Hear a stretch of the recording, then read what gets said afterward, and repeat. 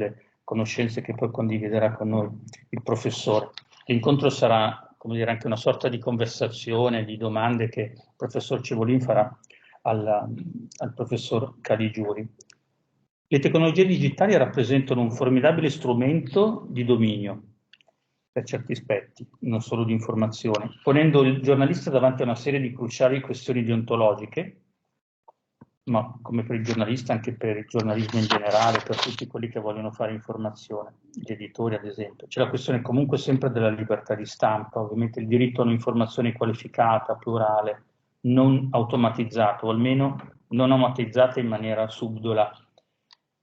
Ci sono tutta una serie di minacce all'etica professionale e alla democrazia a causa appunto delle false notizie, notizie che possono essere divulgate modificandole, trasformandole. C'è tutto il rischio della disinformazione propagandistica, la violazione della privacy. Pensate anche al fatto che possono in qualche modo comunque per allenare motori di ricerca o allenare soprattutto programmi di intelligenza artificiale generativa, come dire, esplorare database di aziende, ma soprattutto di società editoriali per, come dire, allenare e trovare conoscenze per offrire poi un servizio commerciale interessante. C'è tutto il tema dello spionaggio, i giornalisti possono essere spie, le spie si possono trasformare da giornalisti, c'è tutto il tema che sentiamo anche adesso del dossieraggio, come il giornalismo può essere anche al servizio del whistleblowing, avendo, come dire, segreti di Stato, quanto può garantire la fonte, quanto no. Però se c'è la possibilità di inserire spyware dentro i supporti informatici di un giornale, di un editore, cosa che è capitata non molto tempo fa, anche al Washington Post, ci sono questioni serie sulla libertà di stampa, sulla tutela delle fonti. Di per sé l'ordine dei giornalisti dice all'articolo 2 sui fondamenti deontologici, non riguarda direttamente i servizi, che un giornalista non aderisce ad associazioni segrete o comunque in contrasto con l'articolo 18, quindi associazioni segrete che a stampo politico ma con caratteristiche militari. Non va in contrasto con l'articolo 18, né accetta privilegi, favori, incarichi, premi sotto qualsiasi forma, pagamenti, rimborsi spese, largizione, regali, vacanze, viaggi gratuiti, traffico di influenze, possiamo inserire, che possano condizionare la sua autonomia e la sua credibilità. Di per sé un giornalista non può essere, e neanche un ministro del culto, neanche un prete può essere giornalista, ma non può essere consulente, collaboratore o dipendente dei DIS o dei servizi di sicurezza. E ci sono molte questioni. Una cosa interessante che oggi, non so se sapete cosa è successo oggi a Strasburgo, è stato approvato definitivamente il Media Freedom Act, che avevamo presentato un annetto fa, sempre qui al Centro Veritas, ovviamente non lo ripresento, però questo è un regolamento, quindi già applicabile, quindi non è una direttiva che richiede leggi e così via. Vi sottolineo due cose. Nasce per garantire la pluralità dei medi, l'insediamento di imprese editoriali in tutto il territorio dell'Unione Europea, ma fondamentalmente era bloccato da un po' di mesi, poi è stato sbloccato a metà dicembre perché c'era un articolo 4 che riguardava quando è autorizzato mettere spyware nei giornali o nelle tecnologie di un giornalista. Allora nazioni come l'Italia, la Francia, la Finlandia, Cipro volevano che per motivi di sicurezza nazionale questo fosse concesso. Il termine era molto ampio, per cui c'è stata molto la Federazione dei giornalisti europei si è opposta e così tante strutture, quindi alla fine è permesso, ma caso per caso, e deve essere valutato da un magistrato. Ovviamente così si potrebbe bypassare tutta la questione della sicurezza delle fonti e così via, però è stato evitato quell'espressione sicurezza nazionale, che può dire tutto e può dire niente. E quindi per qualsiasi motivo, perché poi la sicurezza nazionale definisce il governo. Quindi è interessante che oggi in qualche modo è capitato anche questa cosa. E nello scavo il giornalista di Avvenire che fa inchieste è stato sottoposto a spionaggio, oltre ad avere una scorta perché è stato minacciato di morte da gruppi malavitosi della Libia. Allora diciamo che il tema è forte, importante, riguarda tutti, è un cambiamento d'epoca ovviamente. Un giornalista sa a priori che può essere spiato, quindi è responsabilità del giornalista di prendersi molta cura di tutta la sua apparecchiatura, non solo dei foglietti, dei suoi archivi elettronici, quindi saperlo criptare, essere molto attento, quindi tutta la pulizia, l'attenzione al proprio software è importante per tutelare la propria professionalità, l'interesse del proprio editore, l'interesse ovviamente delle proprie fonti, perché questa comunque purtroppo è una responsabilità ulteriore che capita al giornalista, magari anche costosa e complicata. Ma magari non è questo il tema specifico della conferenza, però intanto aprivo un po' l'attenzione su temi molto ampi, come appunto il tema della privacy, come sapete. Allora io passo la parola invece subito al professor Guglielmo Cevolin, ve lo presento, poi il professore, visto che sono in bella e lunga amicizia e collaborazione, presenterà voi poi il professor Mario Caligiuri. Il professor Cevolin è avvocato e professore aggregato di istituzioni di diritto pubblico all'Università di Studi di Udine e docente di diritto dell'informazione e dei media. È anche vice direttore del Master di Intelligence che da alcuni anni Intelligence e Tecnologia dell'Informazione che è stato attivato presso l'Ateneo di Udine. Il professor Cevolin ha anche fondato l'Immes Club di Pordenone e non solo di Pordenone, anche a Vittorio Veneto, organizza molte iniziative anche perché con la sua associazione culturale Storia organizza questa è la 27esima edizione, un corso di geopolitica ed è il primo in Italia che è nato, quindi si rinnova a bellissime collaborazioni. Allora l'idea di oggi veniva dalla possibilità che lui aveva avuto di invitare il professor Caligiuri, quindi dare la possibilità anche a noi di poterlo ascoltare a Udine, scusate, a Trieste. Allora grazie ancora di essere qui con noi. Ottimo, grazie a padre Luciano. Diciamo, questa iniziativa è anche un po' basata prima di tutto sulla grande competenza che ha il professor Caligiuri in questioni come la disinformazione, ha scritto almeno 3-4 libri sulla disinformazione, e poi anche nella visione che ha, nella capacità di visione che ha di collocare poi queste tematiche in ambito, diciamo, politologico. Penso al libro Come si comanda il mondo insieme, e lo ricordiamo qui, il professor Giorgio Galli, che è stato anche un amico di storia, ma soprattutto un grande amico del professor Caligiuri. E poi il professor Caligiuri, che è ordinario all'Università della Calabria di pedagogia, in realtà proprio svolgendo questi studi sulla pedagogia e vedendo degli elementi di criticità collegati alla disinformazione, collegati alla struttura del potere e così via, ha avuto la capacità di fare questo libro, che è un libro molto bello che vi consiglio, e cioè Geopolitica della mente, cioè ha unito, diciamo, la sua visione sul potere al tema della disinformazione e quindi agli strumenti che in realtà anche con le nuove tecnologie si possono attivare, ma non solo, si possono attivare per avere il controllo su un'opinione pubblica con qualche difficoltà. Qui ci sono anche dei colleghi, professori delle scuole superiori, per esempio, che sono anche giornalisti pubblicisti, che vengono dal Friuli e che ringrazio, e che hanno, come dire, toccano con mano quotidianamente anche questa situazione critica, oltre che noi all'università, della formazione dei giovani, diciamo, quantomeno. Comunque, in realtà dal 2007 il professor Caligiuri ha avviato in maniera, diciamo, visionaria un master in intelligence all'Università della Calabria, quindi una terra anche con la contaminazione, diciamo, della criminalità organizzata, e quindi come anche l'attività di intelligence abbia come obiettivi anche quello di difendere lo Stato dalla criminalità organizzata. Ecco. In un luogo come l'Università della Calabria ha creato il master che ha avuto il massimo successo. 10 anni, di solito i master universitari dopo 2 o 3 anni, come dire, finisce il bacino di utenza, ecco, del master, e invece il professor Caligiuri non solo è diventato diciamo leader nel settore dell'intelligence, diventando anche presidente della Società Italiana di Intelligence. Se voi andate a vedere il programma o andate a leggere anche, semplicemente basta leggere la rivista Formiche, siete informati quasi quotidianamente in pratica di tutte le attività che vengono svolte dal suo master e che coinvolgono i massimi studiosi di intelligence sotto diversi e complessi profili.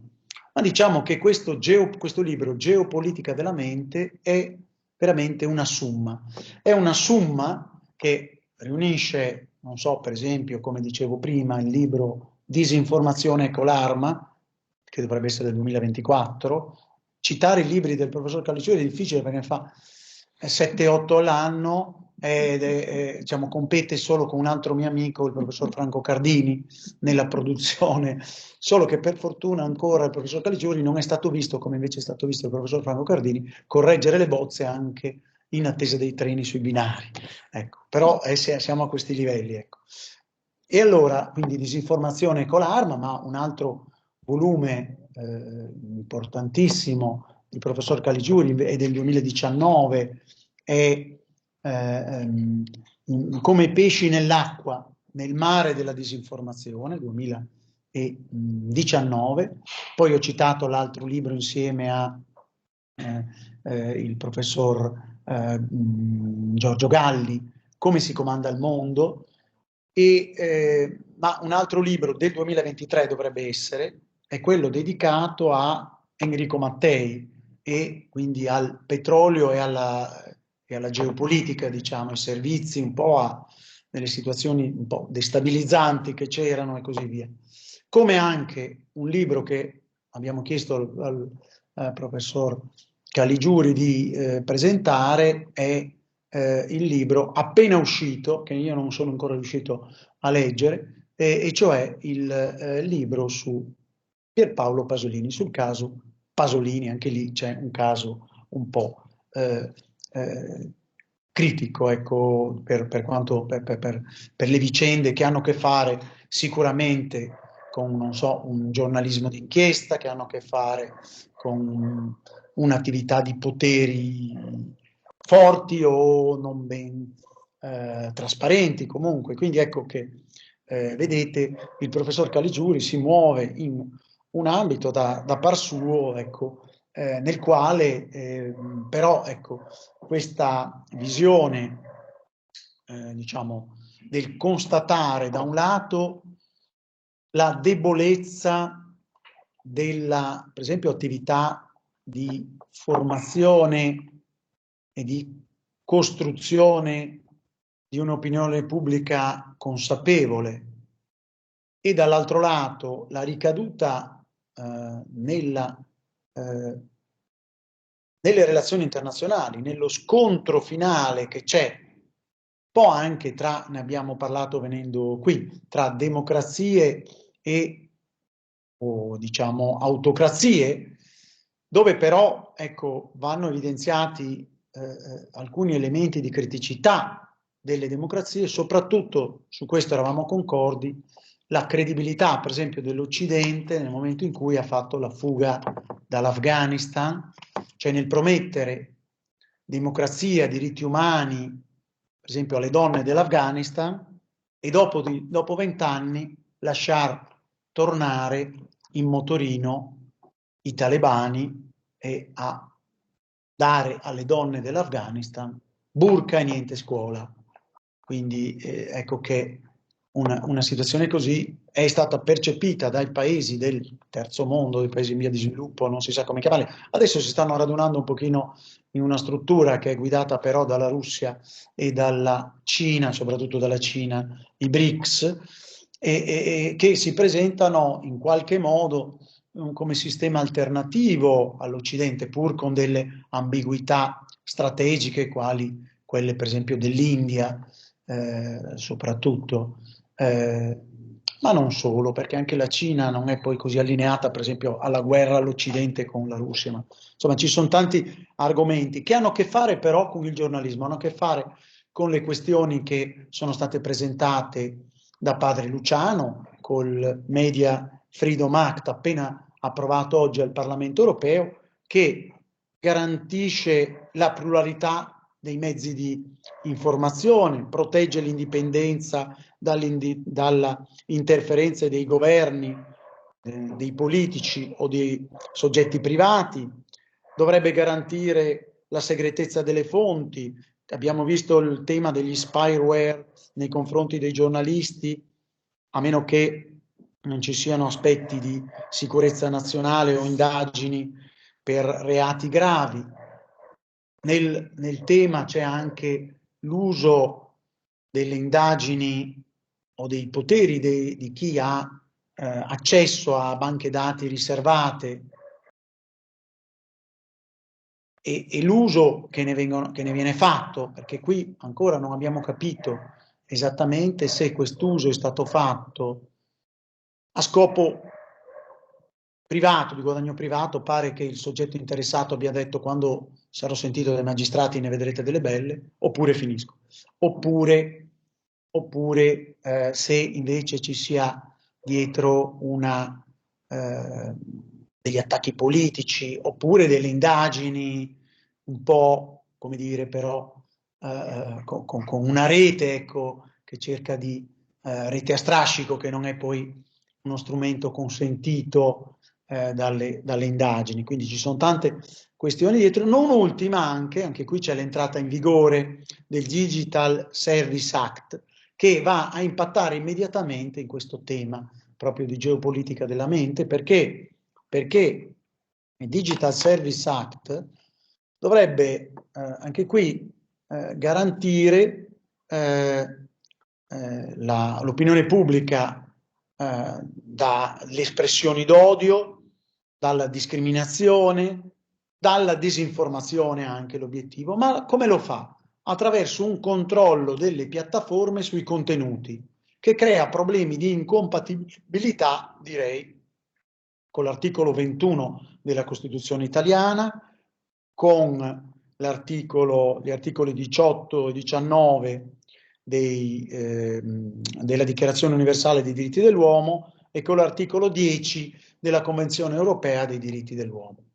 Teniamo presente però che molta della normativa, come ci insegna e come lo può dire, io lo posso dire un po' meno come giurista, perché poi i giuristi si arrabbiano, ma mi ha insegnato così il mio maestro De Vergottini, cioè bisogna guardare nel diritto anche l'effettività. E qui è un po' un problema che pone il professor Mario Caligiuri nell'ambito, per esempio, della disciplina sulla riservatezza dei dati personali, dove l'impressione che il fatto che poi siano i server negli Stati Uniti delle grandi piattaforme a gestire e a saperne di più dell'Istat su di noi in Italia, c'è l'impressione, io dico come giurista, che, come dire, se la CIA chiede qualcosa lo viene a sapere immediatamente, o l'FBI, su che cosa noi facciamo, quali sono i nostri interessi. Sapete che con 80 digitalizzazioni di Facebook si è in grado di prevedere al 90-95% il voto di una persona, per esempio. Quindi la conoscenza che arriva. E qui, ecco, qui è vero che il regolamento europeo, il regolamento Digital Service Act, Digital Markets Act, tentano di fare qualcosa, per esempio obbligando queste piattaforme a dare dei dati ai ricercatori. Ma guardate che, per esempio, e qui chiudo proprio, il tema dell'intelligenza artificiale è anche un profondo conoscitore, ma soprattutto che sa interpretare dove ci porterà l'intelligenza artificiale, quali sono le possibili vie. Anche per il tema dell'intelligenza artificiale, guardate, il nostro Master in Intelligence è un master, quello dell'Università di Udine, dedicato anche alle tecnologie emergenti. Master in Intelligence è un master che nasce per gemmazione bonaria, perché ci ha guidato il professor Caligiuri, però con un 70% dedicato alle nuove tecnologie, il nostro master dell'Università di Udine.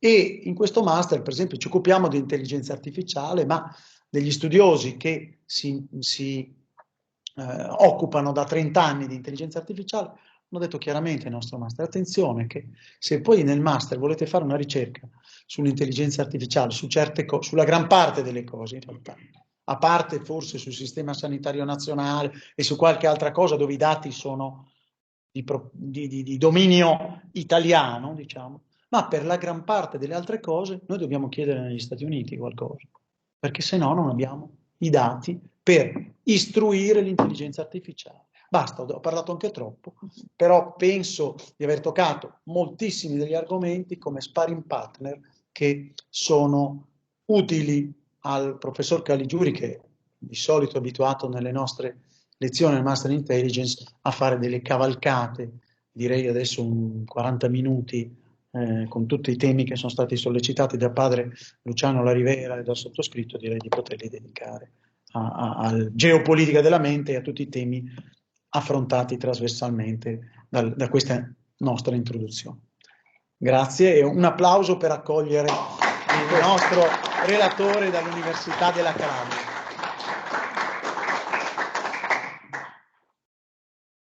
Allora, sono personalmente grato alla professore Guglielmo Cipollin, a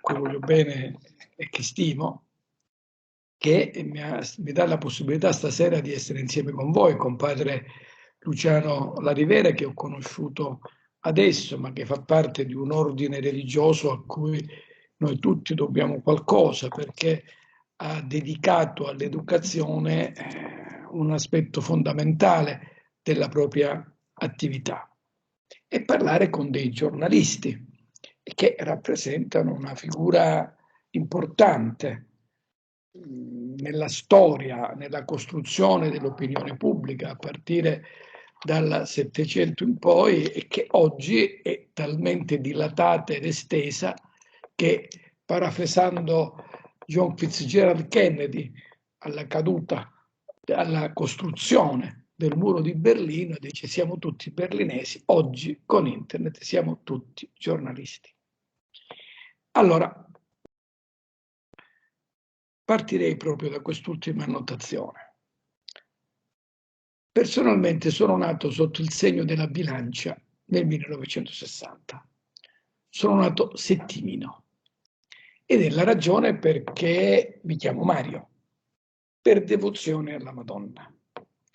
E non mi sono mai posto il problema negli anni in cui studiavo di che cosa avrei potuto fare da grande, perché le strade allora erano aperte, si poteva arrivare dovunque.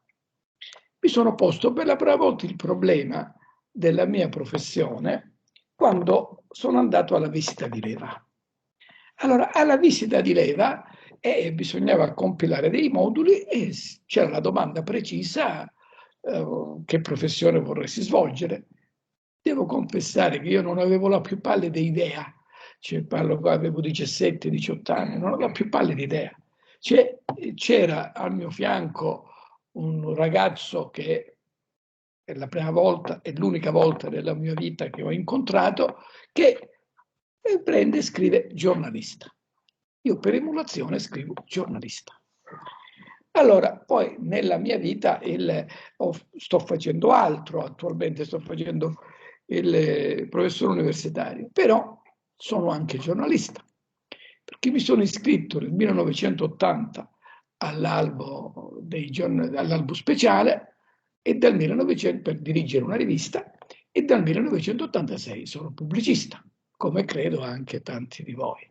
E ho scritto e scrivo su tanti giornali. Ieri è uscito un mio articolo sull'Unità. Sono stato editorialista per tanti anni sul Quotidiano Nazionale, il QN, il Giorno, il Resto del Carlino e La Nazione, dove ho toccato per primo in Italia, prima di Rizzo e Stella, il tema, secondo me ancora decisivo e determinante, dei costi della politica, che nella mia interpretazione non è tanto e solo uno spreco, quello alla fine sarebbe l'aspetto minimale rispetto al resto, e cioè che attraverso il costo della politica nel nostro paese si individua una classe dirigente inadeguata.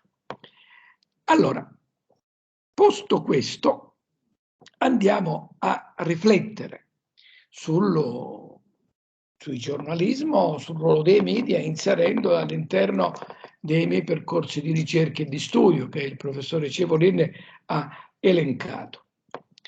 Ora, i media hanno un ruolo fondamentale perché costruiscono la percezione della realtà.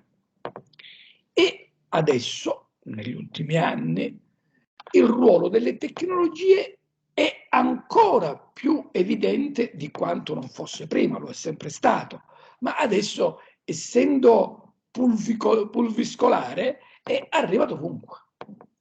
E allora, qual è il concetto della progressione del tempo?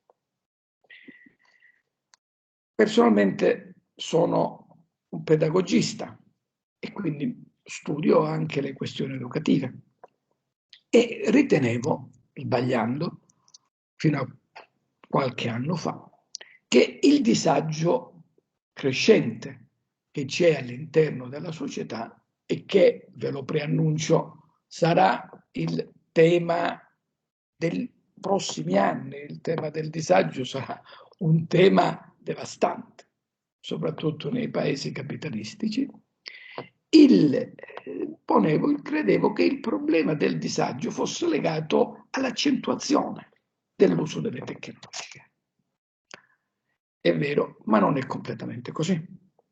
Le tecnologie, non chiamiamole nuove perché hanno ormai decenni, le tecnologie non hanno fatto altro che rappresentare l'ultimo miglio di un processo che parte dall'invenzione della stampa. Queste cose le ho capite leggendo un libro di un futurologo americano che ha avuto una lunga vita, una vita operosa, Alvin Toffler, che nel 1970 scrive un libro che fece molto discutere, Lo shock del futuro. In questo libro leggo che a partire dalla invenzione della stampa c'è stato un aumento progressivo del disagio sociale che è arrivato fino a noi. Lui scrive nel 70. Ovviamente queste idee le aveva maturate anche qualche annetto prima. E che cosa dice Toffler? Dice, dall'invenzione della stampa sono passate 10 generazioni. Dice, su questa terra noi ci siamo da 50.000 anni. 50.000 anni e a una media di 60 all'anno per generazione, siamo su questa terra da 800 generazioni. 800 generazioni, delle quali 650 sono vissute nelle caverne. Solo nelle ultime 10 generazioni conosciamo la stampa, quindi la diffusione del sapere e della conoscenza. Nelle ultime 8 generazioni riusciamo a calcolare con esattezza il tempo. Nelle ultime 6 generazioni è stato inventato il motore a scoppio, che ha sconvolto l'umanità perché ha dato la possibilità di fruire di beni a un costo basso per una platea molto ampia di persone, e solo nell'ultima generazione siamo nella società dei consumi, che è un'eccezione nella storia del mondo. E noi invece consideriamo la società dei consumi, in cui siamo inseriti, una condizione ovvia. Ma non è così. Non era così per mio padre, non era così per i vostri genitori, non era così. Allora, in questo quadro collochiamo i temi di discussione. Secondo me, se dovessimo fare riferimento a quello che Hegel definisce lo spirito del tempo, e cioè la tendenza culturale prevalente di una determinata epoca, oggi noi potremmo considerare lo spirito del tempo nella disinformazione, che è l'emergenza educativa e democratica di questi anni.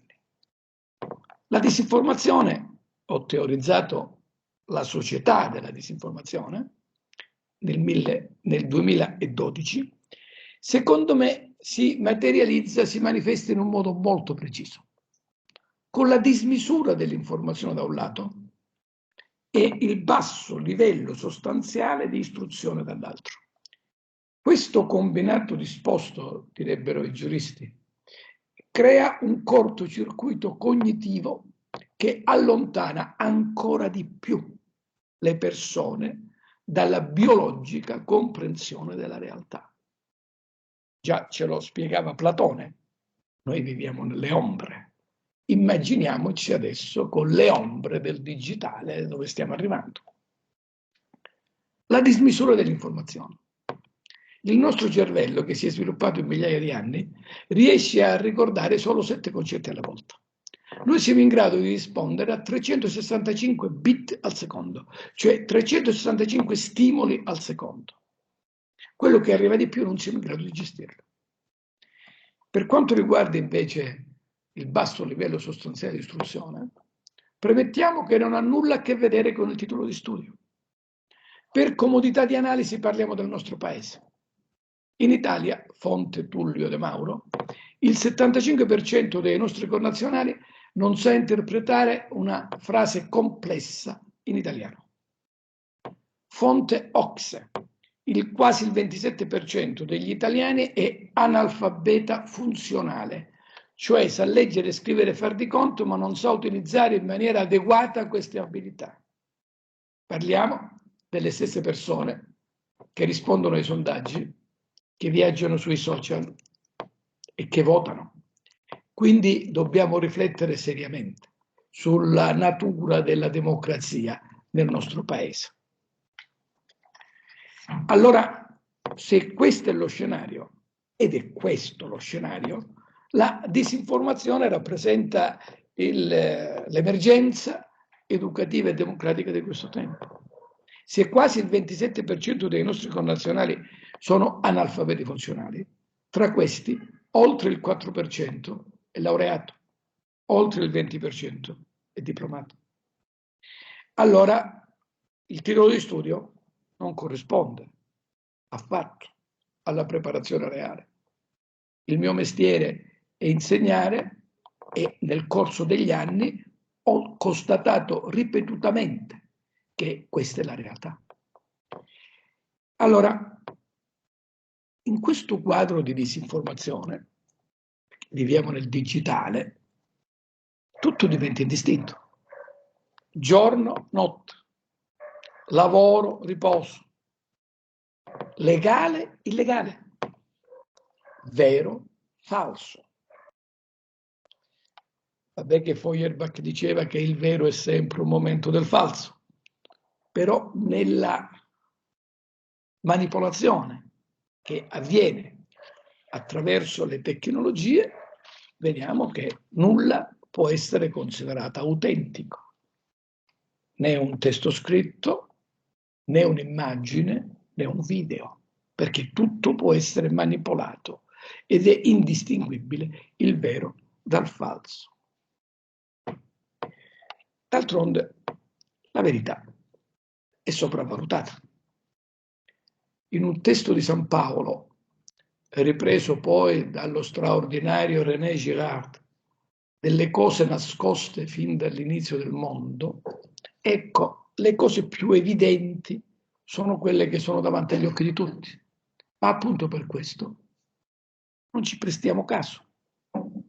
E noi riteniamo che qualcosa sia vera, mentre la realtà sta da una parte e la percezione pubblica della realtà esattamente dall'altra. Noi viviamo, come avrebbe detto Marshall McLuhan, come i pesci nell'acqua. Quello di cui i pesci non sanno assolutamente nulla, ripeteva, è l'acqua, perché ci sono immersi. Per noi, per analogia, è la stessa cosa con la disinformazione. Noi siamo totalmente immersi nella disinformazione che per noi è un elemento naturale. E la disinformazione, quella che pesa di più, non sono le fake news, che è l'argomento di cui ci fanno parlare e su cui si concentra l'attenzione, si vuole fare concentrare l'attenzione dell'opinione pubblica. La fake news è l'elemento meno dannoso, quello più facilmente individuabile, quello che crea meno problemi, mentre la disinformazione reale, quella vera, quella che incide nel profondo, è la disinformazione di Stato, la disinformazione delle multinazionali, la disinformazione delle istituzioni pubbliche. Quella è la disinformazione, è quella. C'è in un libro del 1993 di Regis Debray, che si chiama Lo Stato seduttore, Regis Debray dà la parola a un pubblicitario straordinario, uno straordinario pubblicitario francese, Jacques Seguela, talmente bravo che era stato in grado di trasformare un vecchio arnese della Quarta Repubblica, François Mitterrand, in un uomo affidabile per i francesi. E Jacques Seguela si pone la domanda e si dà la risposta. Dice, ma chi è un ministro? E lui risponde, un ministro è una pagina di pubblicità.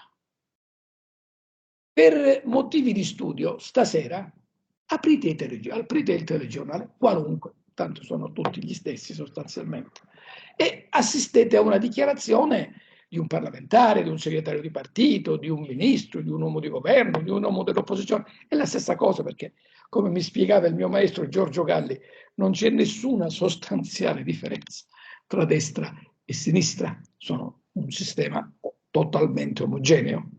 E dice, in questo contesto, in una situazione di questo tipo, assistete a una dichiarazione e vedete come è costruita.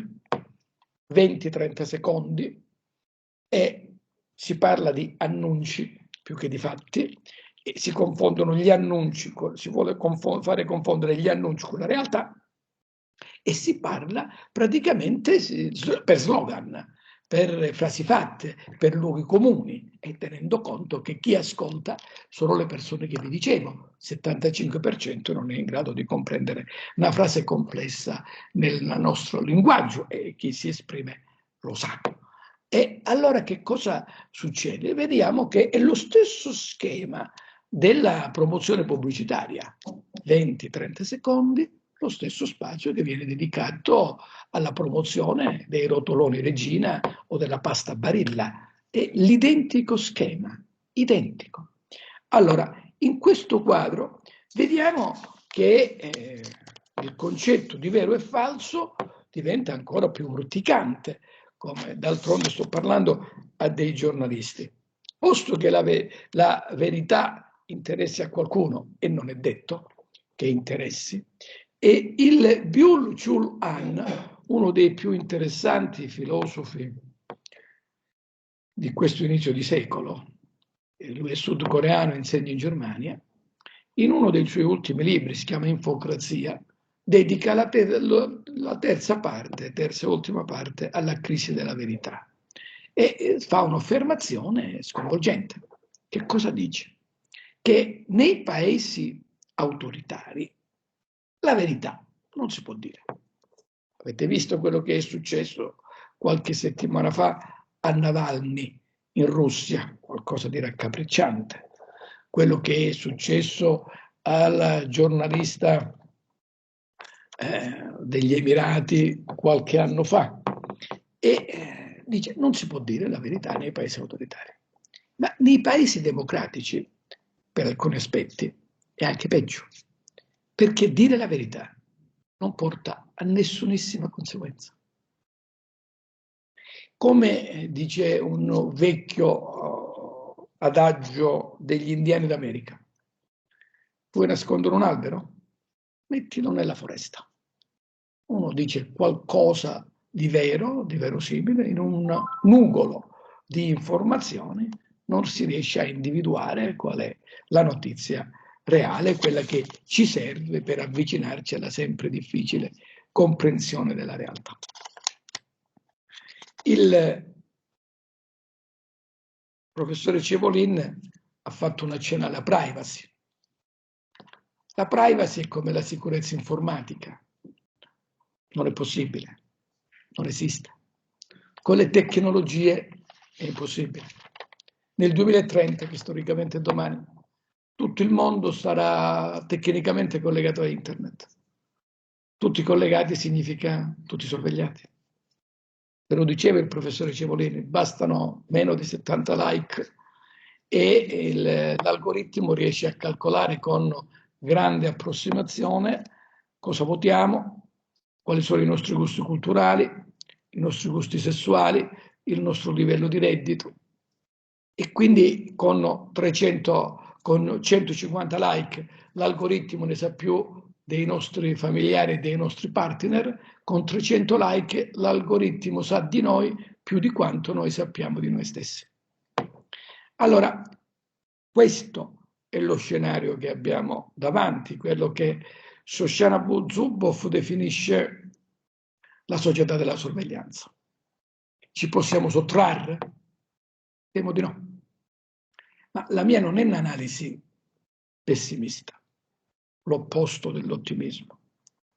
Io non sono né ottimista né pessimista, cerco di essere realista e soprattutto di essere belligerante, cioè di contrastare con le armi della cultura, che sono le uniche che ci appartengono, di contrastare le opinioni comuni che vanno tutti in direzione del portare il cervello all'ammasso. Allora, se noi parliamo di giornalismo, dobbiamo parlare della credibilità delle fonti. E quali sono le fonti credibili? Le fonti attendibili? Una fonte giornalistica richiama il punto da dove sgorga l'acqua. Se l'acqua è avvelenata, se i pozzi sono avvelenati, l'informazione sarà avvelenata. L'acqua è avvelenata dall'origine. E perché i media, che consentono poi ai giornalisti di trasmettere l'informazione, hanno tutti degli interessi. Il giornalismo alla Watergate non so se sia mai esistito, certamente oggi non c'è. Quindi il cane di guardia della democrazia è un luogo comune, un'affermazione retorica, è un concetto inattendibile, è una categoria spesso astratta. Ci sono delle eccezioni, certamente, ma confermano tutte la regola. La regola è quella della manipolazione costante, continua, progressiva dell'informazione. E allora, perché a ogni cambio di governo in Italia c'è la battaglia sulla RAI? La realtà è davanti agli occhi di tutti, ma non interessa a nessuno. È talmente evidente perché c'è la battaglia per il controllo della RAI, perché attraverso la televisione si manipolano gli orientamenti delle persone, di quelle che sono più deboli dal punto di vista critico e alfabetico ed educativo, quelle più deboli, perché chi è già schierato può ricevere qualunque tipo di informazione, tanto non cambia idea. Ce lo spiegava in un testo uno psicologo americano, il testo La mente politica, l'autore Dren Weston, che collaborava con il Partito Democratico e dice, aveva studiato dal punto di vista psicologico che le persone che sono schierate politicamente a livello cerebrale non pensano. Per cui possono ascoltare qualunque tipo di informazione e non cambiano idea, perché sono schierate politicamente. Hanno i bias cognitivi, i pregiudizi. Possono ascoltare qualunque informazione e restano della loro posizione. Ma quando ci sono i dibattiti televisivi, vedete come sono costruiti, no? Con la logica binaria del bit, 1, 0. A meno A, in modo che si creino tifosi, non persone che pensino, anche perché con i tempi del dibattito televisivo non c'è la possibilità di argomentare in maniera compiuta un pensiero, posto che i pensieri ci siano. Quindi è il contesto all'interno del quale noi ci muoviamo è quello di indurre non il ragionamento, ma indurre alla appartenenza. Indurci non a pensare, ma a schierarci. Questo è il dibattito pubblico del mondo. Allora, le fonti, quindi verificare la qualità delle fonti, cosa molto difficile. Fonti realmente indipendenti probabilmente sono poche, ci saranno, il mondo è talmente vario che può anche darsi che ci siano delle fonti indipendenti, può capitare. C'è il gettolo a qualunque che dice può capitare, capita, può capitare. Allora, l'altro concetto della libertà di stampa. Io non vorrei arrivare al paradosso di Carmelo Bene che dice la libertà di stampa è la libertà dalla stampa, ma è un tema su cui bisogna ragionare in maniera approfondita, anche perché la libertà di stampa induce alla libertà di pensiero, prevista anche dalla nostra Costituzione, la libertà di opinione. La libertà di pensiero che richiama il libero arbitrio in una dimensione spirituale.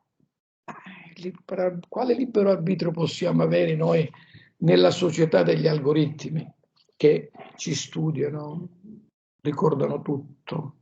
Dice quell'adagio Google ci conosce meglio di nostra madre, ed è vero. E quindi in uno scenario di questo tipo, quando noi andiamo a ordinare un libro, dopo qualche giorno, qualche ora arriva, ma guarda, può interessarti quest'altro libro, poi dopo una settimana, a me arrivano tante comunicazioni da Amazon, io compro tanti libri su Amazon e molto spesso dici, ma questo libro potrebbe interessarti, io guardo, dico certo, l'ho scritto io, quindi certo che mi interessa, l'ho scritto io sul libro. Quindi cosa avviene? Avviene che noi siamo già, gli algoritmi sanno chi siamo. Spesso noi non sappiamo chi siamo, ma l'algoritmo lo sa. E allora, in uno scenario di questo tipo, dov'è il libero arbitrio? Veramente abbiamo libero arbitrio? Noi siamo già di base condizionati dai nostri pregiudizi, che derivano da una serie di condizioni culturali, familiari, territoriali, sociali. Se uno nasce nella Fifth Avenue o nasce nel deserto del Sahara, la differenza c'è. Perché uno pensa in opera in contesti diversi. E noi apprendiamo in base a due codici fondamentali, cioè la genetica e l'ambiente, che ci condizionano inevitabilmente. A noi italiani non è andata tanto male. Siamo uno dei 11-12 paesi più industrializzati del mondo e siamo una indiscutibile potenza culturale del pianeta. Non è andata male. Ora, il tema del libero arbitrio ci pone un altro tema interessante, che è quello della giustizia sociale, perché qual è il legame? Il legame è Sant'Agostino. Sant'Agostino che promotore del libero arbitrio, l'uomo può scegliere tra bene e male, deve essere in condizione di farlo. E dice Sant'Agostino, che cosa sono gli stati senza la giustizia se non delle grandi bande di ladri, senza la giustizia. Teniamo conto che per legge si decide già chi vince e chi perde. È la legge che lo decide. Chi vince e chi perde. Sul piano nazionale e sul piano internazionale. Chi compra e chi paga. Viene già deciso a monte. Quindi è evidente che di fronte a scenari di questo tipo e dobbiamo capire realmente dove ci troviamo. Anche perché credo che noi dobbiamo essere consapevoli del tempo che viviamo. E nel tempo che viviamo, e mi avvio verso la conclusione, oltre alla disinformazione, uno dei temi fondanti è quello della intelligenza artificiale. Ora, nella intelligenza artificiale, poi vi dirò qualcosa, io credo che noi non abbiamo ancora maturato una coscienza dell'intelligenza artificiale, cioè la conseguenza dell'uso del mezzo. Noi abbiamo maturato una coscienza nucleare, come definì Norberto Bobbio negli anni '80, cioè la consapevolezza delle conseguenze dell'uso della bomba. Abbiamo maturato. Tant'è vero che al di là delle dichiarazioni roboanti, ma diciamo propagandistiche, la Russia detiene la bomba nucleare, ma non la userà certamente nei confronti dell'Ucraina. Israele detiene la bomba nucleare, ma non la userà nei confronti di Hamas, perché sono consapevoli di quello che può accadere, delle conseguenze che può generare. Diverso è il problema dell'intelligenza artificiale, che noi non abbiamo maturato ancora la coscienza delle conseguenze che può portare l'intelligenza nucleare. E c'è una differenza sostanziale. La bomba nucleare è in mano agli stati. L'intelligenza artificiale è in mano principalmente ai privati. E questo cambia tutto. Se un operatore di punta della Silicon Valley non crede nell'aldilà, non ha una visione che vada al di là del presente, come diceva quel grandissimo poeta italiano Giorgio Caproni, morto io, morto Dio. Dice, se io non credo in quello che accadrà, dopo non mi interessa, cioè, quindi io sviluppo l'intelligenza artificiale fino alle estreme conseguenze, tanto non sarà un problema che riguarderà me. Quindi non c'è affatto la conseguenza dell'uso dell'intelligenza artificiale e di dove ci può portare. Tanto più che, come ricordava Gunther Anders, intellettuale tedesco, dopo la Seconda Guerra Mondiale, l'uomo è antiquato, nel senso che è superato dalle tecnologie e ancora non era arrivata Internet. E dice Gunther Anders che noi siamo figli di Eichmann, di chi ha inventato le camere a gas, e noi non siamo consapevoli, come esseri umani, della conseguenza delle nostre azioni.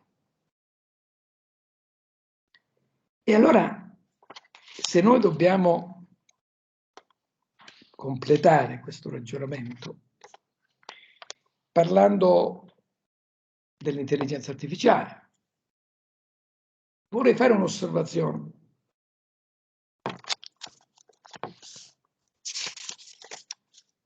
Padre Luciano ha citato che è stato approvato ieri il Media Freedom Act. Bene, a livello di Unione Europea si sta discutendo, è stato praticamente approvato l'Artificial Intelligence Act, che regolamenta per la prima volta l'intelligenza artificiale nel mondo.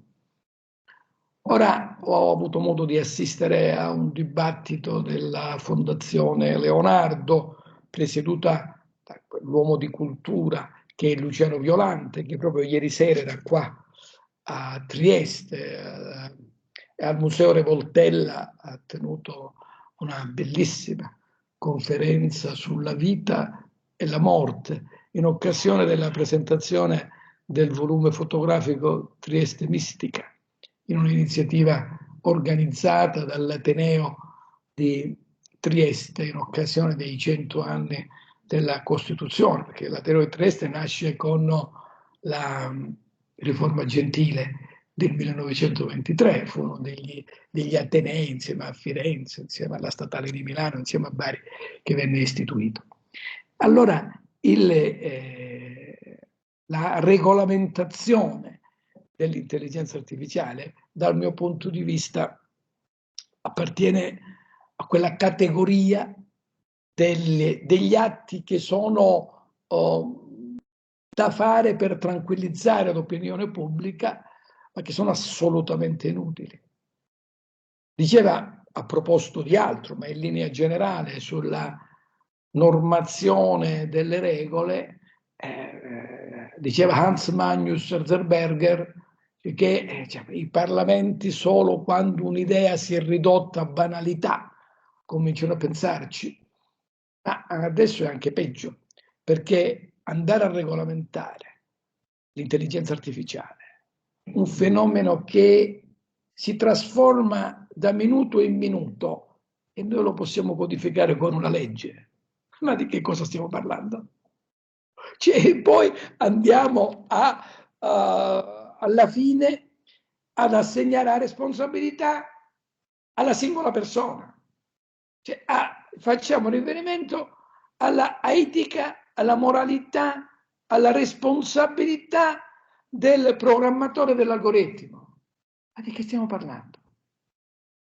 Cioè, quindi, allora, è evidente che quest'atto così, diciamo, enfatizzato, è un atto assolutamente inutile.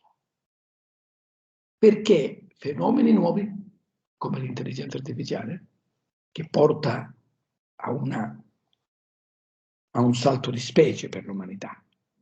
Cioè, quello che stiamo vivendo non è un cambiamento, è una metamorfosi.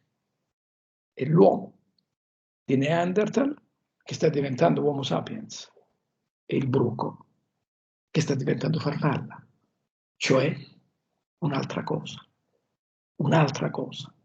E noi vogliamo regolamentare questi fenomeni con la mentalità analogica. Siamo fuori dal tempo. Siamo fuori pista. Non abbiamo capito nulla. Cioè, questo è il contesto. Perché noi siamo di fronte a una realtà che continuiamo a definire con parole, categorie culturali e concetti mentali che sono totalmente scaduti. E non abbiamo ancora inventato quelli nuovi. E se difficile è la comprensione, sarà impossibile la descrizione. E non li vogliamo regolamentare per legge.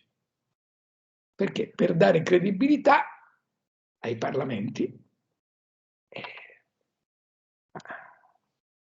Ulrich Beck, col muro di Berlino ancora regnante, nel suo libro lucidissimo, La società del rischio, ricorda che la politica non è più l'unico luogo, neanche quello centrale, dove si decide il futuro della società.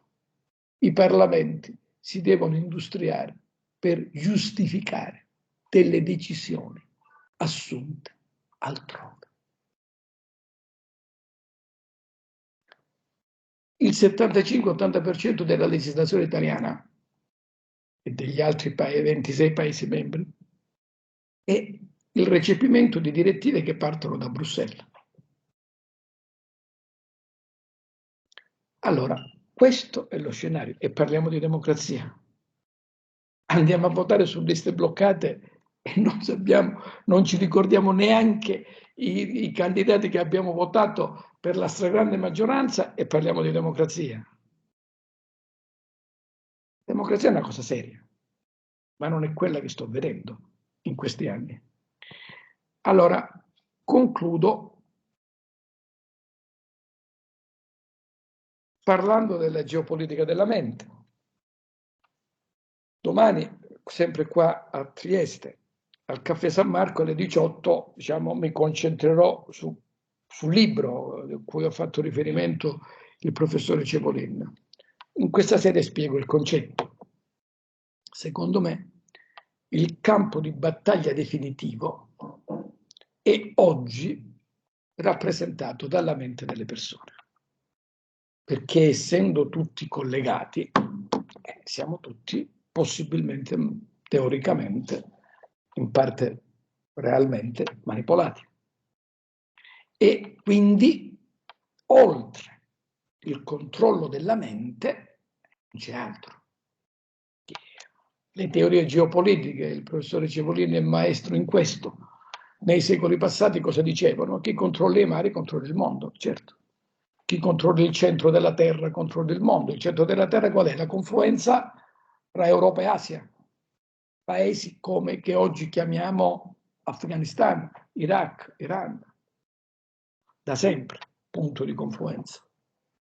Da Alessandro il Macedone fino ad oggi. E così come chi controlla l'aria, controlla il mondo. Giulio II, un militare italiano che teorizzò la geopolitica dell'aria. E poi dopo, negli anni 50, 60, soprattutto la conquista dello spazio tra le due superpotenze dell'epoca, l'Unione Sovietica e gli Stati Uniti, le due superpotenze della guerra fredda. Dallo spazio si arriva al cyberspazio e dal cyberspazio si arriva alla mente delle persone. Gennaio 2007, presentazione dell'Apple a San Francisco da parte di Steve Jobs. Si potrebbe equiparare, senza essere blasfemi, caro padre Luciano, alla nascita di Cristo, cioè all'inizio di una nuova era che cambia tutto. Cambia tutto. È uno snodo epocale nella storia del mondo. E quindi la geopolitica della mente. Capire che il campo di battaglia siamo noi. Ed è la nostra mente. Perché guardate, in una società in cui l'uomo, e qua arriviamo a radici profonde, l'uomo è utile in parte come lavoratore, perché il lavoro lo stanno facendo i robot da tempo nelle fabbriche, lo stanno facendo gli algoritmi. C'è uno studio del Dipartimento del Lavoro americano che dice che chi si iscrive oggi a scuola, quando finirà gli studi, al 64% farà un lavoro che ancora non è stato inventato. E non è solo lavori manuali, ma anche lavori intellettuali. Se noi diamo la nostra cartella clinica a un medico in carne e ossa, individuerà la nostra patologia con una percentuale del 50%, oltre il 50%. Se la diamo a un algoritmo, la nostra patologia sarà individuata con una percentuale di oltre il 90%. A chi do la mia cartella clinica? Ma c'è di più.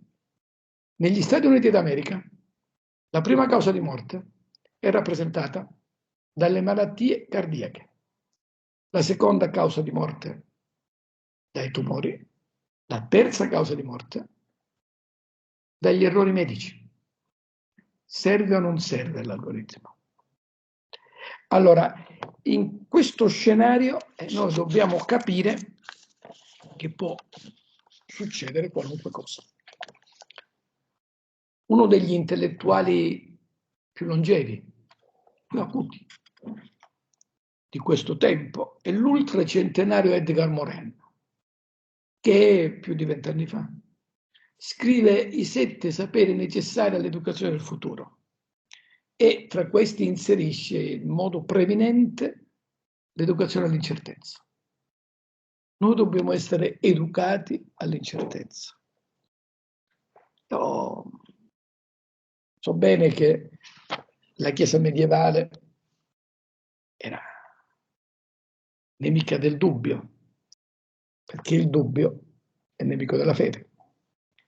Ma, proseguendo, prima Ulisse che attraversa le colonne d'Ercole e poi dopo Spinoza, Galileo, Brecht, hanno considerato il dubbio come la radice della conoscenza.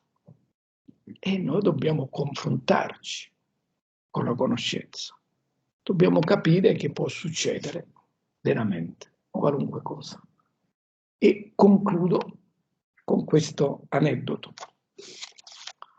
L'anno scorso a Sanremo, che è la manifestazione italiana più nota, almeno più vista, e attendevamo Zelensky. È arrivato invece Mattarella, il Presidente della Repubblica, e che noi, diciamo, a cui rivolgiamo un pensiero affettuoso e grato per come sta interpretando l'unità della nazione, come sta rappresentando il nostro paese. Bene, Mattarella c'è stato qualche minuto, è stato presente la prima volta che un Presidente della Repubblica partecipa a questa manifestazione. Vedendolo mi è venuto in mente un film del 1990, un film di Sidney Pollack, Havana, interpretato da Robert Redford, che racconta alla fine del film una sua storia d'amore vissuta durante la rivoluzione cubana. L'immagine finale è questa. Siamo sulle spiagge di Key West, in Florida, la terra degli uragani. Qualche volta vengo fin qui, da Miami. Non è che l'aspetti. Il traghetto non fa più servizio, ma non si sa mai. Qualche volta vedo una barca a largo e qualcosa mi si muove dentro. La speranza, credo. In fondo, se Fidel Castro può andare allo show del sabato sera in TV, può succedere qualunque cosa. Ebbene, noi dobbiamo essere preparati a capire che può succedere qualunque cosa. Grazie per avermi ascoltato.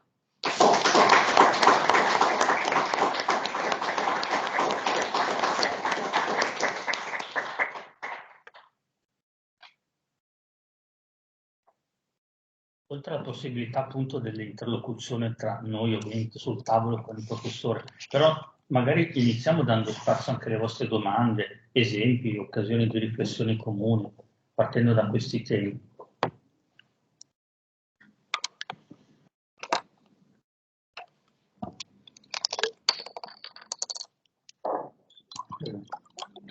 Il microfono qui sento un po'. Buonasera, grazie per questa sfida. Sì? Forse bisogna metterlo direzionale. Sì. Sì, perfetto. Vi ringrazio innanzitutto per la bellissima, È direzionale, bisogna mettere come un gelato, così, perfetto. Prego. Una bellissima raffigurazione, diciamo così, della contemporaneità. Semplicemente, visto che siamo anche qui in un luogo che ricerca, diciamo così, il senso, no? Dell'essere attraverso un approccio così, che tenga in considerazione due aspetti, quello materiale e quello spirituale, come mi sembra di capire, centro Veritas, faccio portatore anche semplicemente leggendo il titolo di Cuori pensanti, quindi mette l'accento non tanto sulla mente ma sul cuore, che già gli antichi ricordano essere il luogo, quello che ricorda, no? La stessa parola ricordo significa questo, fa risuonare le corde del cuore, che è al centro appunto della capacità forse dell'uomo di dare senso alla vita, non tanto il cervello, quindi non tanto la capacità di rappresentazione fisica della realtà, quanto quella spirituale, insomma, certo. Ognuno poi ci mette il loro però. E forse un elemento, ma io non sono un giornalista, sono semplicemente un umile studente abbondantemente curioso. Forse un unico elemento che un po' mi ha lasciato così, che mi sarei aspettato di sentire tutta questa carrellata è non tanto l'intelligenza artificiale, che noi potremmo dire un vero e proprio discorso da bar pubblico, perché si dice tutto e niente, appunto perché come diceva lei non sappiamo cosa dire, perché continua evoluzione.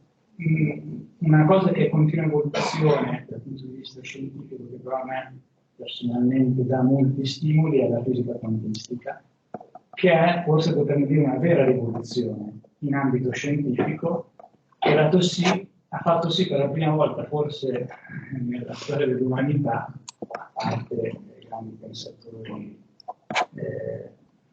scienziati, insomma, dell'antichità, di riuscire a introdurre la questione dell'invisibile nel visibile, quindi dell'invisibile nella materia.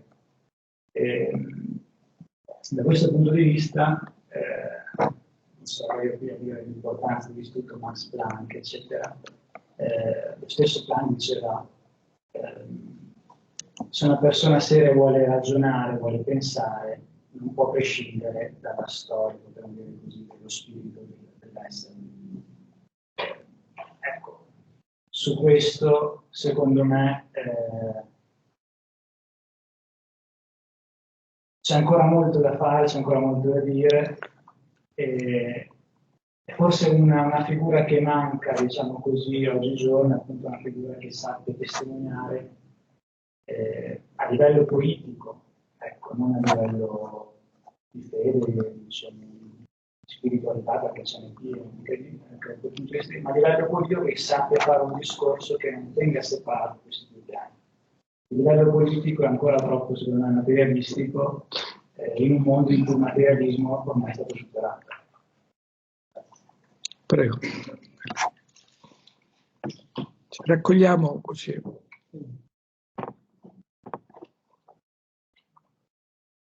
Una riflessione molto semplice sulla coscienza della bomba atomica e la coscienza dell'intelligenza artificiale. E il mondo si rende conto di quello che è la bomba atomica perché 2 bombe atomiche sono scoppiate in 2 città. E questo è un dato di fatto, no? Con l'intelligenza artificiale non sappiamo se possiamo cosa deve scoppiare, comunque è successo qualcosa di concreto, ecco.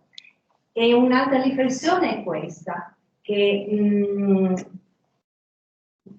tante cose non si fanno, quello che ha detto lei, dopo di me non c'è niente, quindi io faccio anche quello che voglio, mando avanti le cose alle conseguenze estreme, tanto poi dopo di me non c'è niente. E una cosa però ci salva, che è una cosa molto ancestrale, secondo me, e molto antica, che è la cura per la prole, l'amore per chi viene dopo di noi. Non è una cosa logica, è una cosa che abbiamo e basta. Non so se riusciamo a conservare ancora questa cosa. Nell'Occidente, non so, o meno in Europa abbiamo molta difficoltà a capire se abbiamo ancora questo istinto. Ecco, volevo un suo parere. Grazie.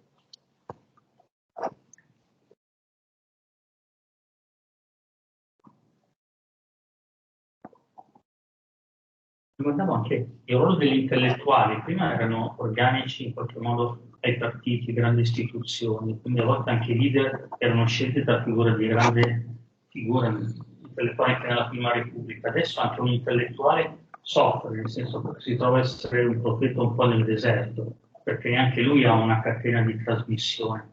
Quindi vedevo la dolenza di Lucio Caracciolo nel dire manca il senso della storia, una società deculturalizzata. Lei sottolineava la mancanza di educazione. Vedevo un altro Carlo Galli, che appunto alla fine si domandava, ma davanti ai problemi della democrazia, diceva certo il compito degli intellettuali è sottolineare, come ha fatto lei, tutte queste carenze, possibilità, la necessità di una politica che sia politica e non sia, come diceva in fondo, ratifica di quello che dicevano altri e così via. E quindi una riflessione su vedo che anche per la Chiesa cattolica la difficoltà di avere grandi figure intellettuali, ma spesso siamo un po' in una situazione di emergenza, tappare i buchi, quindi riuscire a pensare, riuscire ad articolare una riflessione comune, come diceva, è una grande sfida. come arrivarci, come portare avanti questo, se sta sperimentando cammini. Credo che il senso di impotenza per lei anche sia un piccolo davanti a quello che è la possibilità di uno strumento come l'università, anche un AST.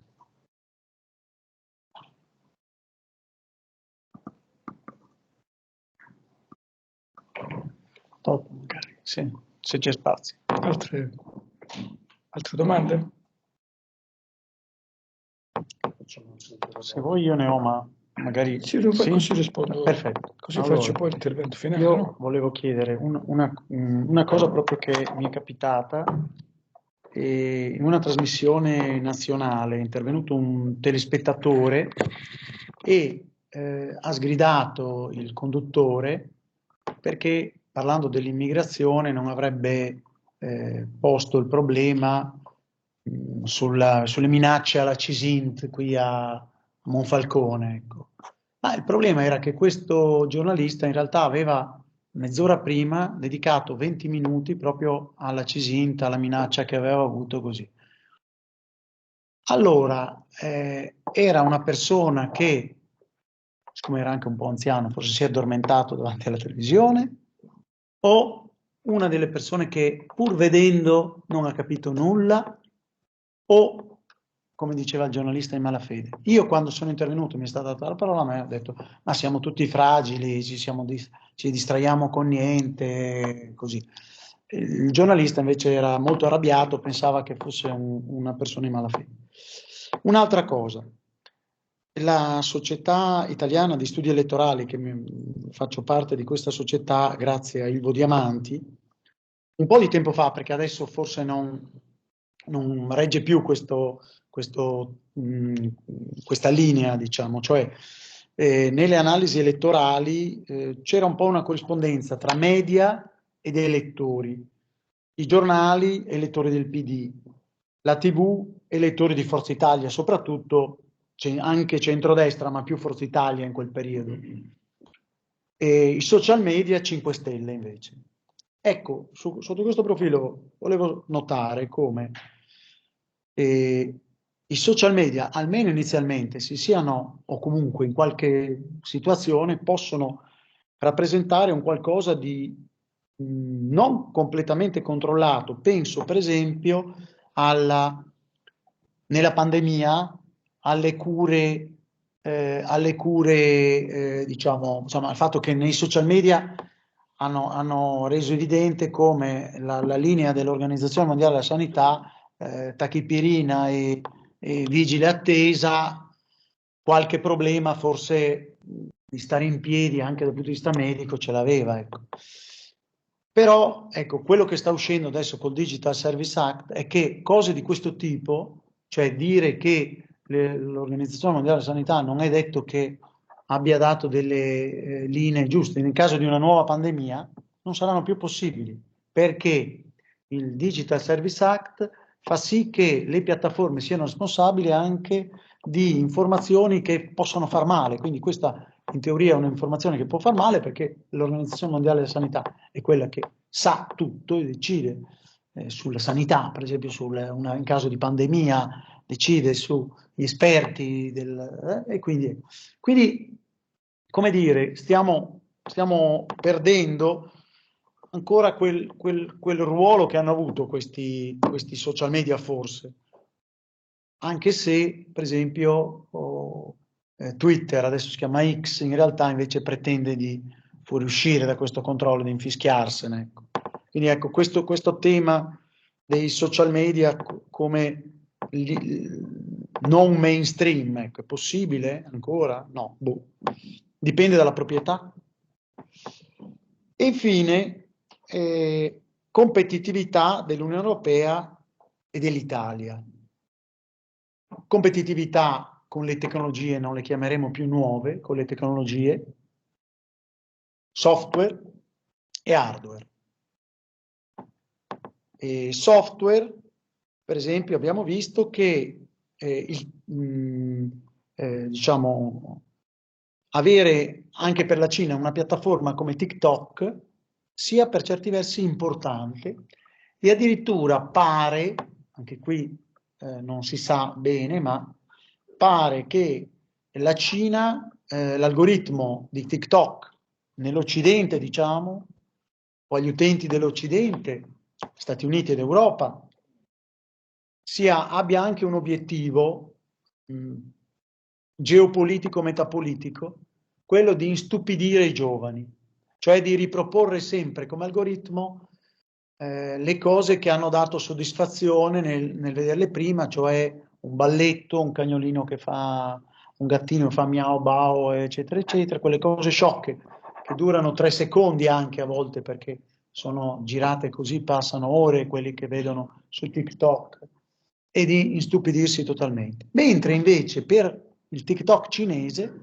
pare che l'algoritmo proponga frasi di Confucio, che sono cultura, saggezza anche, e poi ovviamente la propaganda del Partito Comunista. Ecco. Quindi diversi algoritmi per gli utenti invece in Cina. Ecco. Quindi anche qui le tecnologie usate come addirittura arma in questo caso nei confronti della Russia, tant'è vero che negli Stati Uniti alcuni stati hanno vietato ai funzionari pubblici o ai figli e anche alle famiglie di funzionari pubblici di installare TikTok per non essere spiati, per non... Basta. Quindi competitività dell'Unione Europea. L'Unione Europea non ha queste piattaforme, ma non siamo in grado di fare un Amazon noi. È vero che Amazon c'ha anche la struttura dei magazzini e quindi è... Ma non siamo in grado di fare una piattaforma noi, Unione Europea? Ma che roba è? E perché arriviamo per ultimi nella regolamentazione quando, magari 10 anni dopo, quando nelle nuove tecnologie o nelle tecnologie, arrivare 10 anni dopo con la regolamentazione è già passare 1 o 2 mercati ormai, cioè nel senso che qualcuno si è impadronito completamente del mercato, è diventato monopolista, come per esempio, non so, quando c'era il telefonino che aveva la tastiera già, come si chiamava, non mi ricordo neanche più come si chiamava, quello con la tastiera, Blackberry. Ecco, e che poi è passato subito con l'iPhone, e quindi se noi andiamo a regolamentare magari, non so, il Blackberry, e dopo c'è già fuori l'iPhone, si è già impadronito Samsung, Apple, eccetera, eccetera, quindi disciplina quando i buoi sono già scappati dalla stalla, chiedo scusa. Quindi la competitività, siamo in grado di rimanere competitivi o no? Allora, ci sono altre domande? Si sente? Sì. Si sente? No, sì, bisogna stare vicino al... Benissimo. Allora, sentite, proverò a rispondere, come diceva Oscar Wilde, domande possono pervenire da tante parti, però per dare risposte ci vuole un genio. Cioè, un genio evidentemente non sarei qua. Allora, la prima osservazione.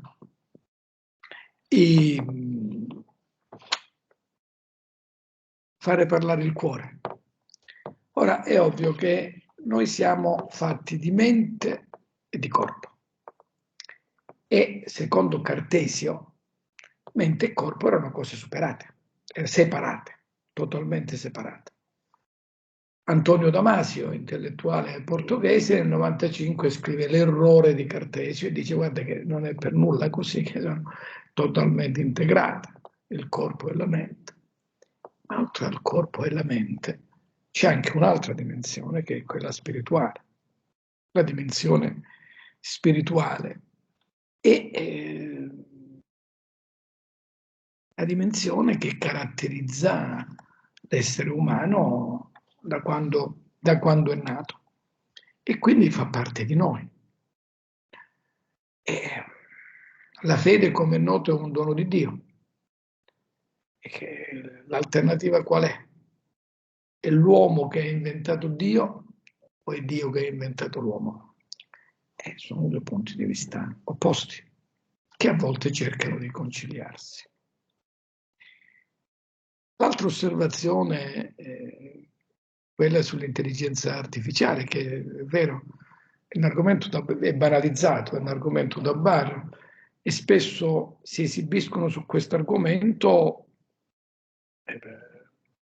in televisione chi ha veramente poche cognizioni sul tema, il che non aiuta a capire, ma alimenta ancora di più la confusione. Oltre all'intelligenza artificiale, oltre alla dimensione digitale, ci sono altre dimensioni. C'è il metaverso, c'è il teletrasporto, ci sono i futuri e c'è la fisica quantistica.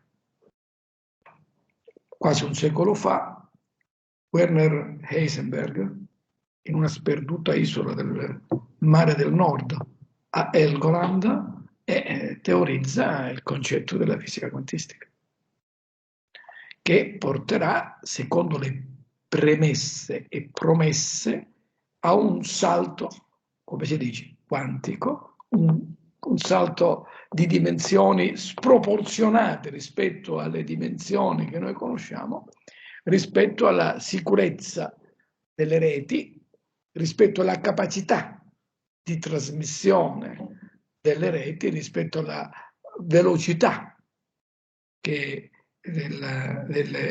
comunicazioni, che saranno enormemente superiori rispetto alle nostre necessità. Allora, in questo scenario è evidente che noi ci dobbiamo confrontare con tanti altri aspetti e non ci soffermiamo.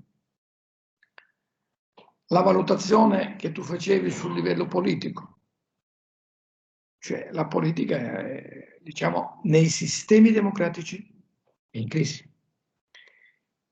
E i sistemi democratici, secondo me, sono in crisi per una ragione precisa. La causa è dovuta dal basso livello della qualità dei rappresentanti. Diceva John Dewey che alla crisi della democrazia bisogna rispondere con più democrazia. La democrazia è un concetto astratto, poi va messo a terra. Da chi? Dalle persone. E ogni persona deve essere in grado di rappresentare idee, interessi, valori e deve essere formata per fare questo, deve essere educata per fare questo. La mancanza di competenze, l'improvvisazione, la prevalenza del mediatico, la prevalenza del marketing, che vince non è che chi è bravo, chi sa fare la campagna elettorale migliore, ma non è che la fa lui, la fanno gli esperti di marketing, chi sa impostare meglio la campagna elettorale vince perché riesce a toccare le corde emotive degli elettori. E pubblicità, stiamo parlando di propaganda, non stiamo parlando di sostanza. Cioè, quindi è evidente che il sistema democratico è prevalentemente una procedura, perché come è noto la democrazia è un'ideologia, è un'ideologia esattamente come il nazismo, esattamente come il fascismo, esattamente come il comunismo, esattamente. E come tutte le ideologie ha dei limiti. Allora, quindi questo è il concetto, secondo me, su cui dobbiamo riflettere. Daniel Bell è un sociologo americano che insegna in Cina, che ha scritto un libro tradotto in italiano dalla Louis Press, che si chiama The China Model, il modello Cina, e in cui dimostra che in questo momento storico, i sistemi democratici sono inadatti a creare delle elite pubbliche efficienti. L'altro aspetto che pone la signora è coscienza nucleare e coscienza dell'intelligenza artificiale.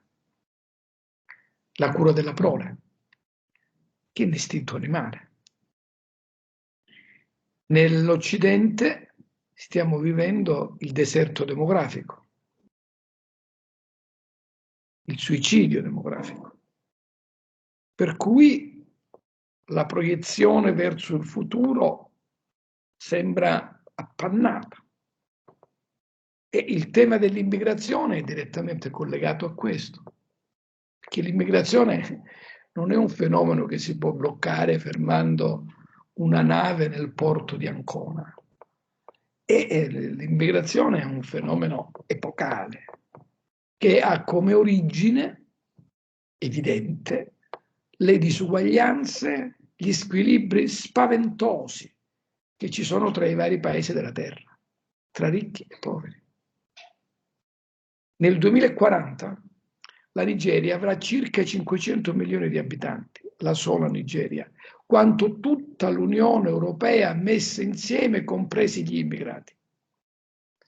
Dove andranno i giovani nigeriani? Di questi 500 milioni la gran parte saranno sotto i 20 anni.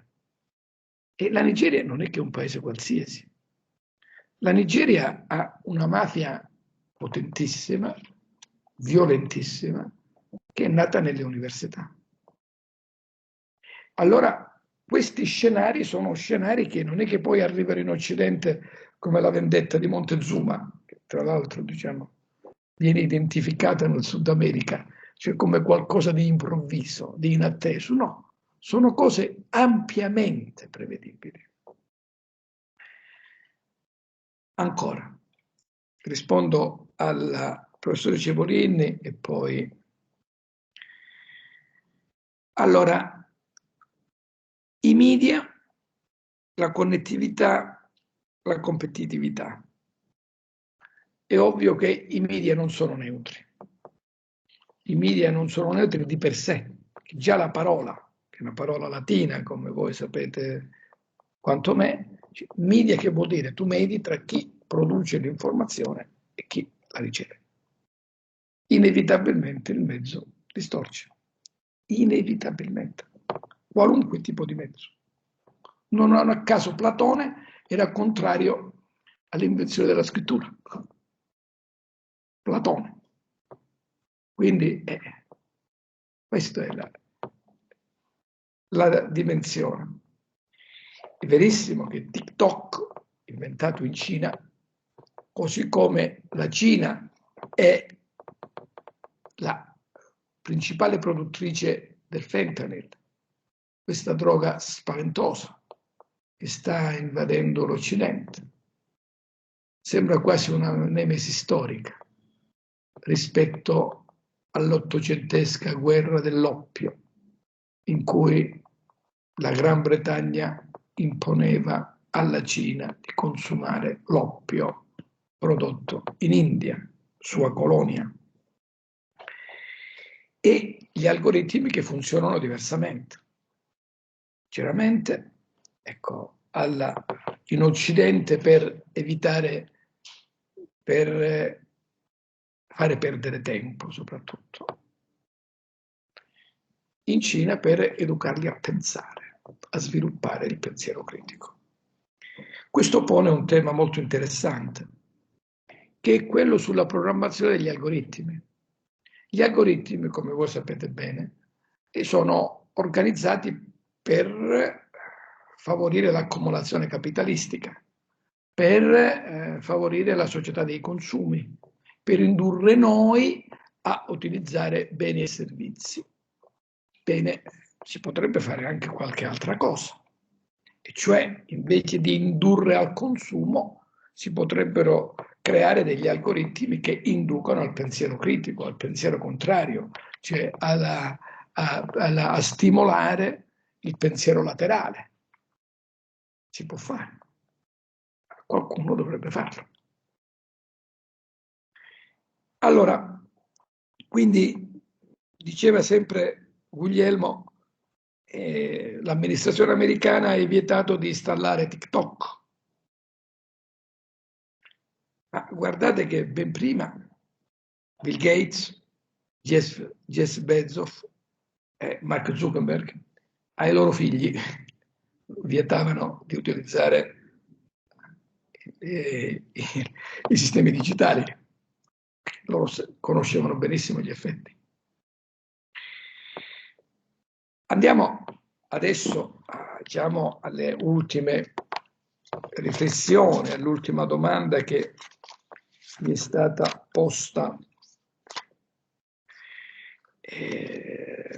sul ruolo degli intellettuali. Padre Luciano, ora gli intellettuali che compito hanno? Gli intellettuali hanno il ruolo di dirimere la complessità, di ridurre la complessità.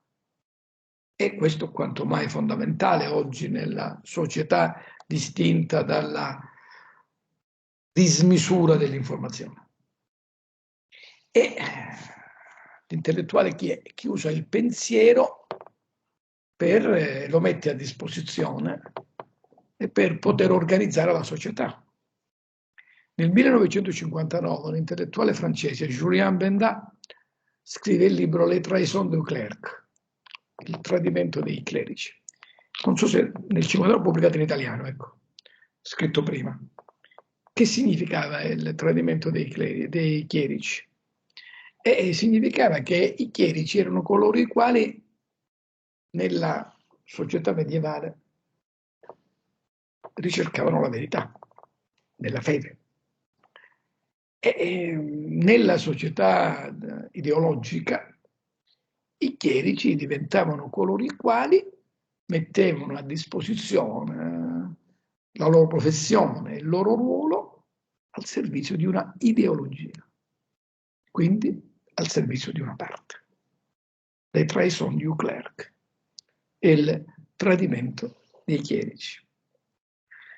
Ora, oggi abbiamo, con qualche eccezione, padre Luciano ne ha citata una, Lucio Caracciolo, che è un intellettuale di grande spessore, a cui si deve la riscoperta in Italia della scienza della geopolitica.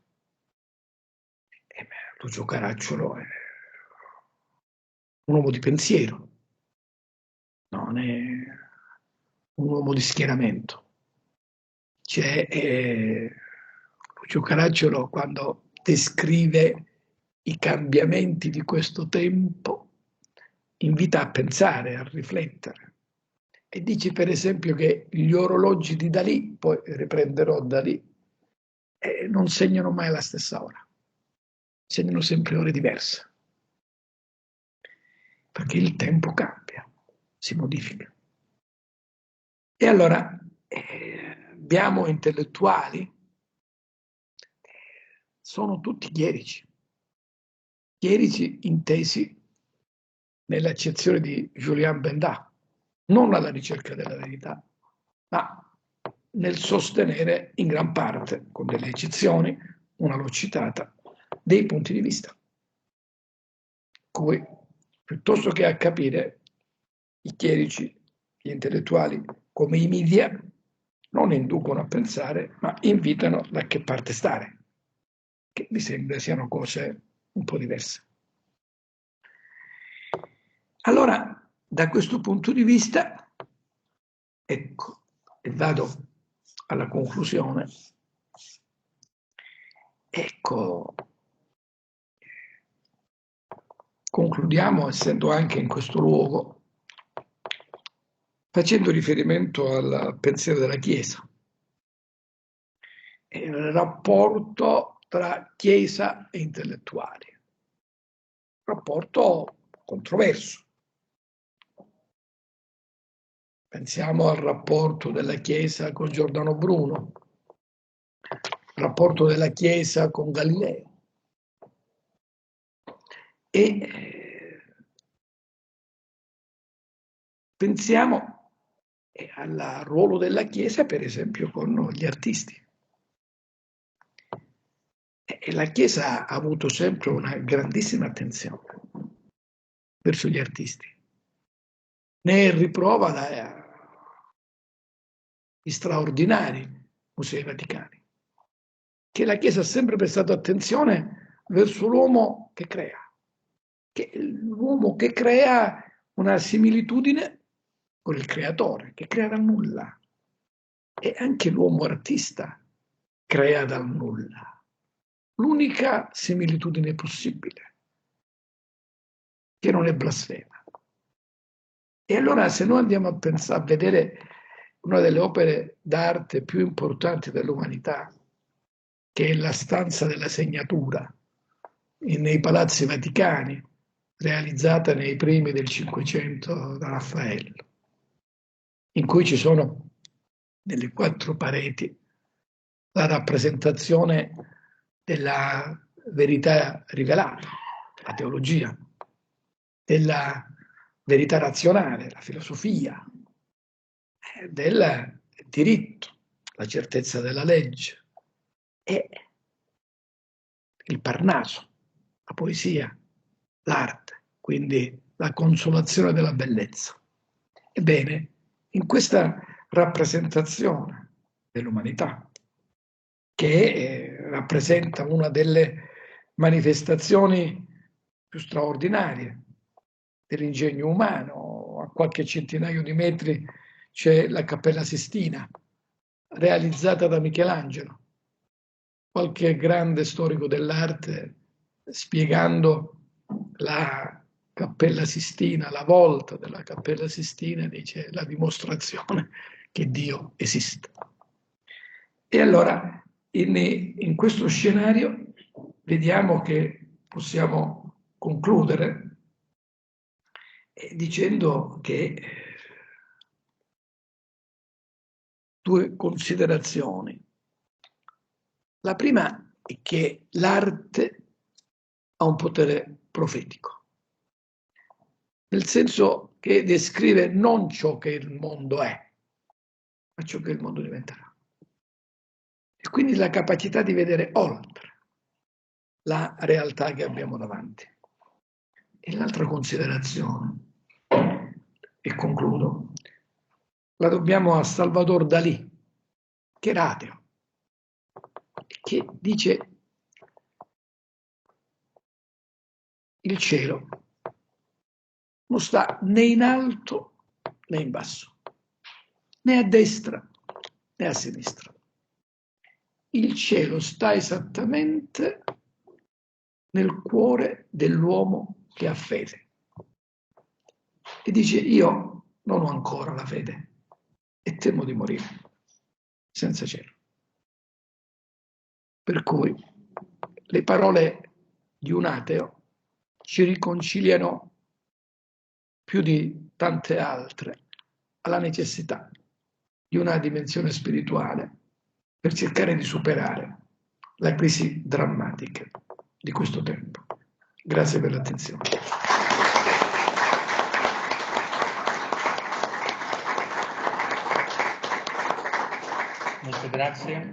Molte grazie Guglielmo.